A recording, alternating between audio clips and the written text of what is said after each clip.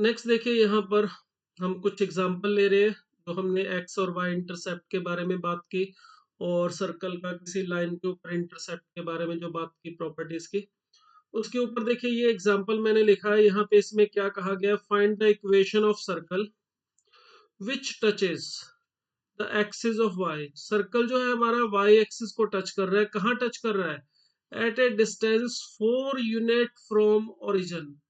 Circle y axis को 4 unit from origin, origin से 4 distance के ऊपर टच कर रहा है।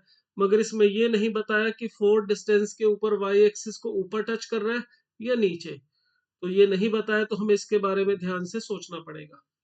उसके बाद ये भी बोला है कि and cut off intercept of 6 unit on x axis. उसका एक्स इंटरसेप्ट जो है वो हमें बता रखा है 6 यूनिट। सर्कल एक्स एक्सिस को कट करता है 2 पॉइंट्स में और उन दोनों पॉइंट्स के बीच का जो डिस्टेंस है वो 6 दे रखा है। और सर्कल वाई एक्सिस को टच करता है। तो देखिए यहाँ पे हमें ये भी नहीं बता रखा कि सर्कल एक्स एक्सिस को कहाँ पे कट करता है, ओरिजिन के राइट हैंड साइड में या लेफ्ट हैंड साइड में, कहाँ कट करता है ये नहीं बता रखा।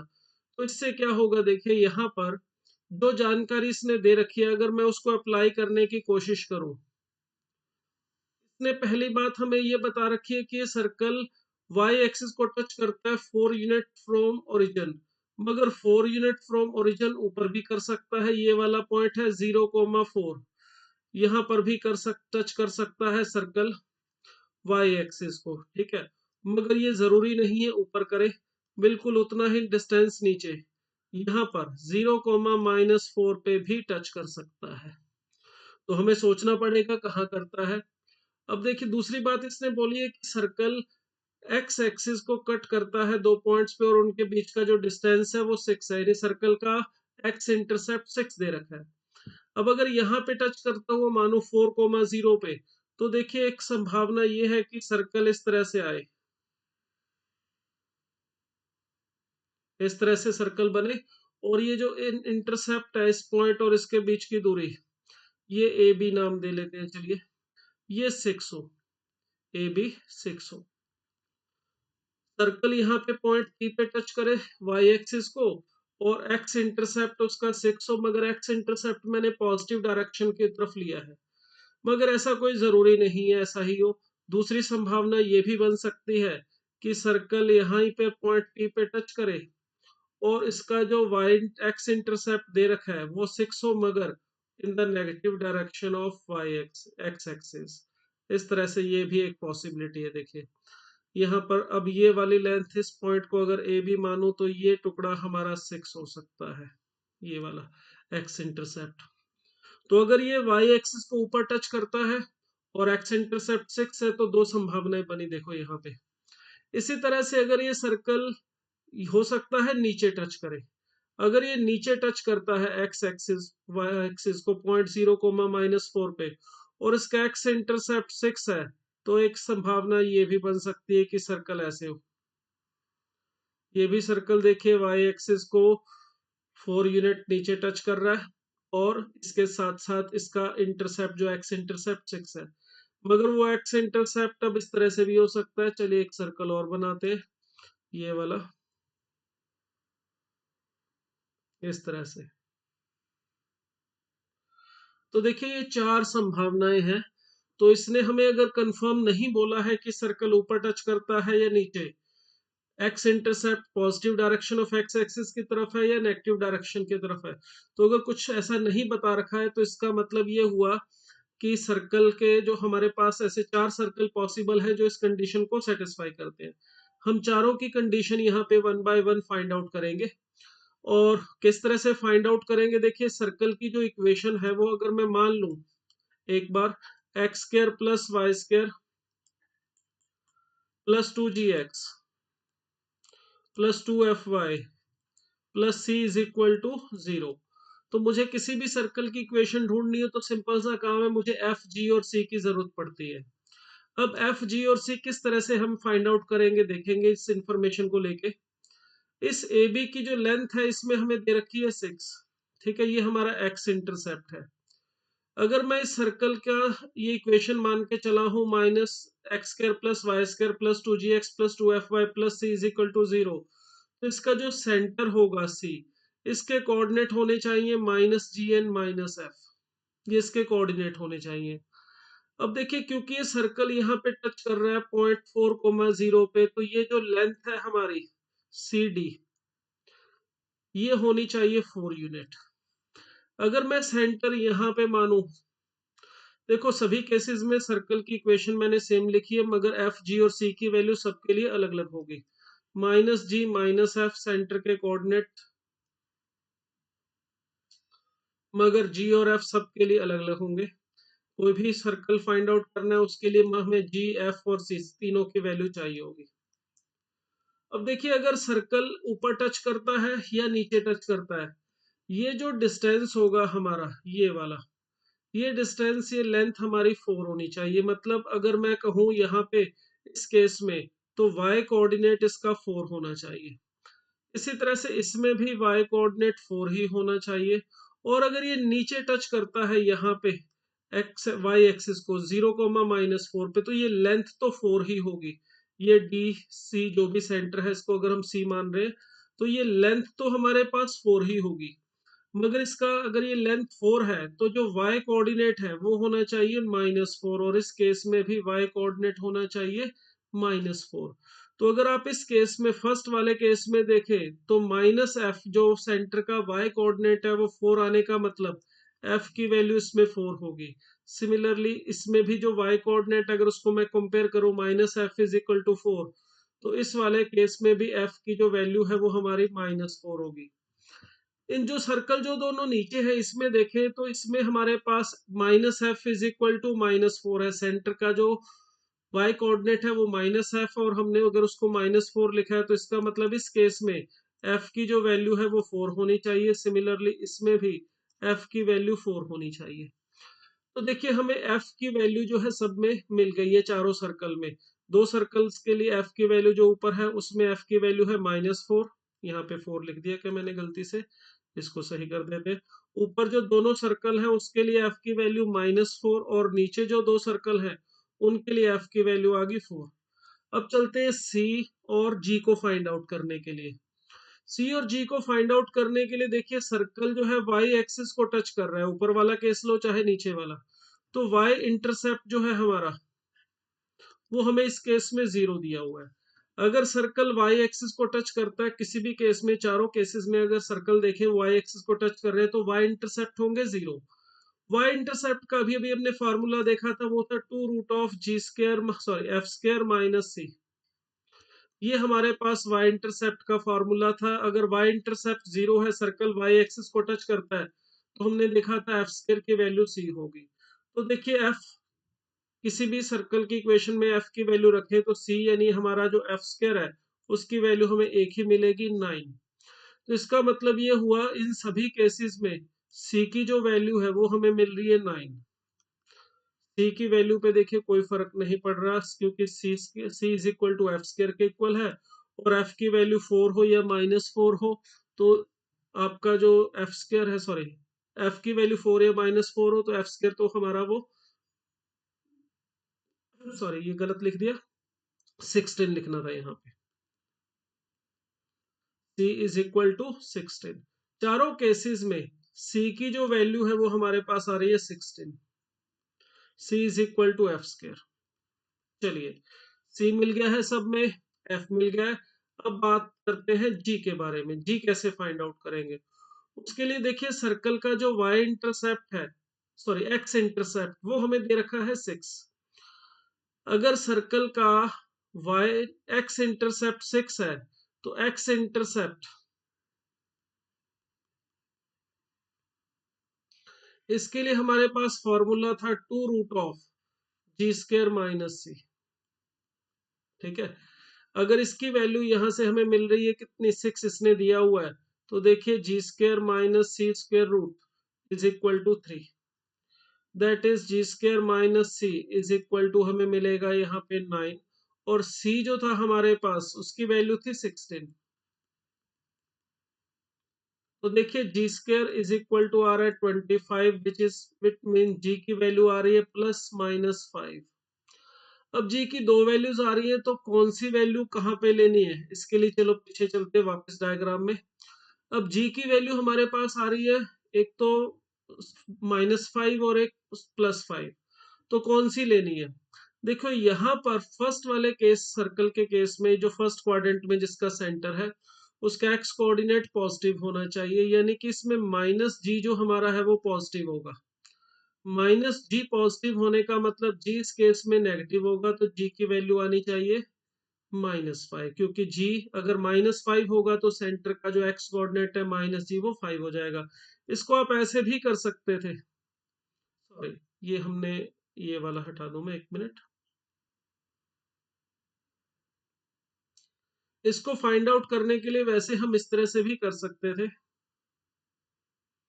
ये देखिए, ये हमारे पास 4 है, ये 3 है और ये 5 है। किस तरह से? ये ए बी की लेंथ 6 थी, तो ये ए डी की लेंथ 3 होगी, और ये 4 हमारे पास सी डी था, तो इससे ये 5 सर्कल का रेडियस मिल जाता। तो हम इससे भी फाइंड आउट कर सकते थे, और हमने सीधा भी फाइंड आउट कर लिया, उससे भी कोई प्रॉब्लम नहीं है। तो देखिए जी की वैल्यू इस केस में -5, इस केस में देखिए जो जी है हमारा एक्स कोऑर्डिनेट, वो होना चाहिए नेगेटिव, यानी -g नेगेटिव ही होना चाहिए। इस वाले केस में जो -g था वो पॉजिटिव होना चाहिए था, तो हमने g की वैल्यू -5 ली, तो -g फर्स्ट क्वाड्रेंट वाले केस में पॉजिटिव हो गया। इस केस में g की वैल्यू अगर हम 5 लेंगे तो -g हमारा -5 सेंटर के कोऑर्डिनेट आ जाएंगे, -5,4, इस केस में 5,4। इसी तरह से इस केस में भी 5,4 और इसमें -5,-4, इंटू से इस केस में g की वैल्यू -5 और इस केस में g की वैल्यू 5। तो देखिए अगर हमें सर्कल की चारों में से किसी की भी इक्वेशन ढूंढनी है, एक तरीका तो ये एफ जी और सी जो है हमारे पास सभी केसेस में अवेलेबल है, हम ये अपनी जर्नल इक्वेशन अप्लाई कर सकते हैं। दूसरा, अगर आप सेंटर और रेडियस का हेल्प से फाइंड आउट करना चाहते हो, तो सभी के केसेस में देखिए रेडियस जो है हमारा वो 5 ही रहेगा, और सेंटर के कोऑर्डिनेट चेंज हो रहे हैं, 5 4 पहले फर्स्ट क्वाड्रेंट वाले केस में है, सेकंड क्वाड्रेंट में जब सेंटर लाई कर रहा है तो -5 4 है, थर्ड क्वाड्रेंट में -5 -4 है, और फोर्थ क्वाड्रेंट में 5,4 है। तो इन सभी केसेस से हम सर्कल की इक्वेशन लिख सकते हैं। अगर मैं फर्स्ट वाले सर्कल की इक्वेशन लिखना चाहूँ, फर्स्ट सर्कल यानी कि हमारे पास जो फर्स्ट क्वाड्रेंट में जिसका सेंटर लाई कर रहा है, तो उसके लिए अगर हम लिखना चाहें जर्नल इक्वेशन से, x² + y² +2gx, देखिए g की वैल्यू -5 आई थी, तो -10x -8y, f की वैल्यू हमारे पास यहाँ पे -4 थी, एंड +c = 0, इस तरह से लिख सकते हो। या दूसरा तरीका सेंटर और रेडियस से लिखना चाहे तो x -5 का स्क्वायर +y -4 का square is equal to, radius हमारे पास 5 था तो 5 का स्क्वायर, इस तरह से लिख सकते हैं। सेकंड सर्कल जिसका सेंटर सेकंड क्वाड्रेंट में था, उसके लिए आप देख सकते हैं जो हमारा g था वो 5 है, और f की वैल्यू -4 और c की वैल्यू 16 है। तो अगर आप इसको लिखना चाहें इक्वेशन को, तो इस तरह से लिख सकते हैं x² + y² +10x -8y +16 = 0। और अगर आप इसको सेंटर की फॉर्म से लिखना चाहें तो लिख सकते हैं x + 5 का स्क्वायर +y -4 का स्क्वायर =5 का स्क्वायर। इसी तरह से सेम आप लिख सकते हैं थर्ड एंड फोर्थ क्वाड्रेंट वाले सर्कल्स की भी इक्वेशन। तो देखिए यहाँ पर इस एग्जांपल में हमें इसने ये नहीं बोला था कि सर्कल कहाँ टच कर रहा है, वाई एक्सिस को ऊपर या नीचे, उसका x intercept positive direction of x axis की तरफ है या negative direction of x axis की तरफ। तो यहाँ पर मैंने चारों के चारों जो पॉसिबिलिटीज थी उन सबको कंसीडर किया, 4 आंसर लिखे। मगर ऐसा जरूरी नहीं है कि हमेशा ऐसे 4 आंसर, अगर वो इसमें मेंशन कर देता हमें कि जो सर्कल है वो वाई एक्सिस को ओरिजिन से ऊपर 4 यूनिट पे टच करता है, तो मतलब जो ऊपर जो 2 सर्कल दिखाई दे रहे हैं वो उन दोनों में से कोई होता, नीचे वाले जो 2 सर्कल हैं वो केसेस रिजेक्ट हो जाते हैं। अब उसके बाद अगर ये एक्स इंटरसेप्ट के बारे में भी बोल देता कि उसका एक्स इंटरसेप्ट ओरिजिन से लेफ्ट साइड में है, ये negative direction of x axis के ऊपर है, negative side of x axis के ऊपर है, तो ये जो लेफ्ट साइड वाला सर्कल है ब्लू वाला, ये हम ले लेते और बाकी जो ग्रीन वाला है वो रिजेक्ट हो जाता। तो अगर हमें कुछ स्पेसिफाई कर देता वो सर्कल ओरिजिन को कहाँ, ओरिजिन से ऊपर टच करता है, वाई एक्सिस को नीचे, x intercept positive direction of x axis की तरफ है या नेगेटिव, तो हम उसके पर्टिकुलर एक ही एग्जाम सर्कल की इक्वेशन जो हमें होती है वो फाइंड आउट करते। अब ये नहीं दिया था, इस वजह से हमने ये सभी केसेस कंसीडर किए और सभी को फाइंड आउट किया। तो ये देखिए, ये हमारा एक एग्जाम्पल था। इसी तरह से एक छोटा सा एग्जाम्पल मैं और लेता हूँ इसी तरह का। हमें कहा गया कि find the equation of the circle which passes through origin. Circle देखिए ओरिजिन से पास कर रहा है। दूसरी बात बोला है कि ये कट करता है, cut off an intercepts of two unit on both the lines x square minus y square is equal to 1। ये देखो, ये x square minus y square is equal to 0, x square minus y square is equal to 0 का मतलब x minus y, x plus y is equal to 0। तो ये दो lines है हमारी। कौन कौन सी लाइन है देखिए, एक लाइन है y is equal to x और एक लाइन है हमारी y is equal to minus x, इस तरह से।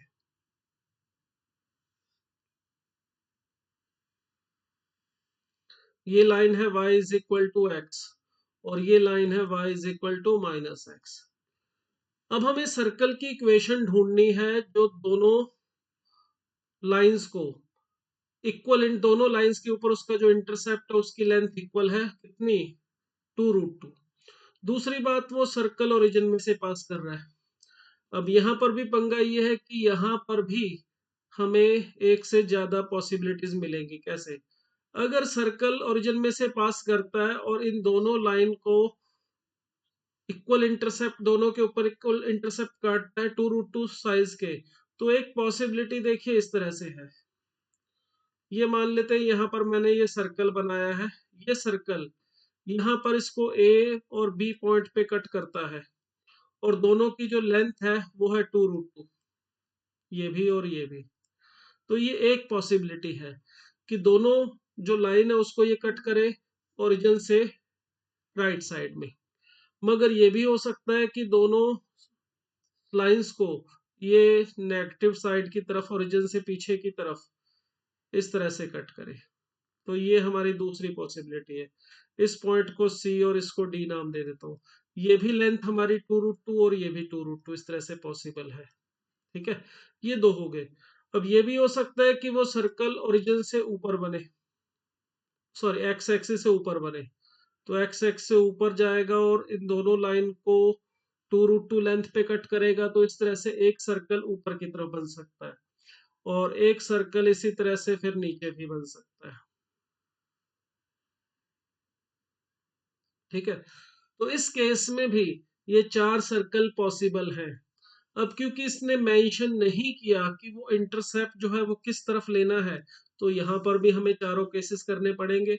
अगर मेंशन कर देता तो काम आसान हो जाता, कुछ केसेस रिजेक्ट हो जाते, सिर्फ एक या दो आंसर आते, जो भी कंडीशन, ये जो कंस्ट्रेंट्स है उसमें हमें क्लियर कर देता। तो अब देखिए, अगर हमें इन सर्कल की इक्वेशन ढूंढनी है तो इसके लिए FGC वाला तरीका भी अपना सकते हैं, मगर यहाँ पर एक और मेथड भी अप्लाई हो सकता है। देखिए, इस पॉइंट के जो कोऑर्डिनेट है वो हम आसानी से ढूंढ सकते हैं। कैसे? देखिए, ये जो पॉइंट है हमारे पास ए, अगर मैं इसके कोऑर्डिनेट ढूंढना चाहूँ इस तरह से, तो ये देखिए, ये एक हमारी राइट एंगल और आइसोस्केलस ट्रायंगल है।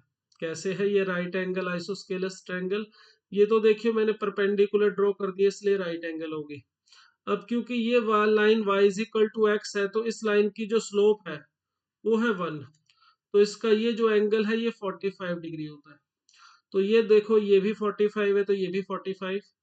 तो इसका मतलब इस पॉइंट ए के लिए मुझे इसके कोऑर्डिनेट ढूंढने के लिए, देखो इस ट्रायंगल को, कौन सी ट्रायंगल, आप इस ट्रायंगल को देख सकते हैं ओ ए पी को। ये एक राइट एंगल ट्रायंगल है जिसमें ये हमारे पास है 45 डिग्री और ये लेंथ है 2√2। तो इससे अगर पाइथागोरस लगाएं या फिर साइन थीटा और कॉस थीटा का यूज करें तो ये दोनों साइड्स की लेंथ 2 और 2 आ जाएगी। मतलब ये जो आपका OP है ये भी 2 होगा, पॉइंट ए का एक्स कोऑर्डिनेट, और AP ये भी 2 होगा। तो देखिए, इस पॉइंट के कोऑर्डिनेट हमें मिल जाएंगे 2,2। सिमिलरली आप सी डी बी ये भी फाइंड आउट कर सकते हो। इस पॉइंट के कोऑर्डिनेट सिमिलरली फाइंड आउट करना चाहें तो -2 एंड 2 आएंगे, और इस पॉइंट के कोऑर्डिनेट फाइंड आउट करना चाहें तो -2 एंड -2 आएंगे। सभी के सभी वही सेम तरीके से मिल जाएंगे राइट एंगल आइसोस्केलस ट्रायंगल से। तो इस पॉइंट के कोऑर्डिनेट आएंगे 2 एंड -2। अब इन सभी सर्कल की अगर आपको इक्वेशन ढूंढनी है तो उसके लिए देखिए आप डायमीटर फॉर्म यूज कर सकते हो। किस तरह से? देखिए, ये जो ऊपर वाला सर्कल है ब्लू सर्कल, इस सर्कल के लिए देखिए ये AC डायमीटर है। क्यों है AC डायमीटर? क्योंकि ये दोनों लाइंस परपेंडिकुलर है, यानी कि ये जो AC है ये इस सर्कल की सरकमफ्रेंस पे 90 डिग्री का एंगल बना रहा है। तो इसका मतलब ये हुआ AC इस सर्कल का डायमीटर है। तो अगर सर्कल का डायमीटर हमारे पास है, उसके वर्टिसेस हमारे पास है, तो हम डायमीटर फॉर्म से इसकी इक्वेशन लिख सकते हैं x minus x1 x minus x2 plus y minus y1 into y minus y2 is equal to 0। या फिर आप चाहो तो इस सर्कल का रेडियस और सेंटर हमें मिल रहा है।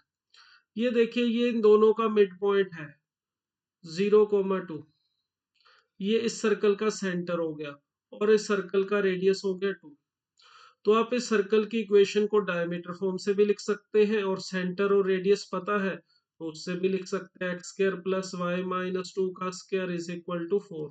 इसी तरह से सभी सर्कल की इक्वेशन हम लिख सकते हैं, क्योंकि सभी सर्कल के लिए हमारे पास सेंटर अवेलेबल है। ये 2,0 है, इस वाले के लिए ये सेंटर हो जाएगा हमारा 0,-2, और इस वाले वाइट वाले सर्कल के लिए सेंटर हो जाएगा -2,0, और सबके लिए जो रेडियस है वो फिक्स है 2।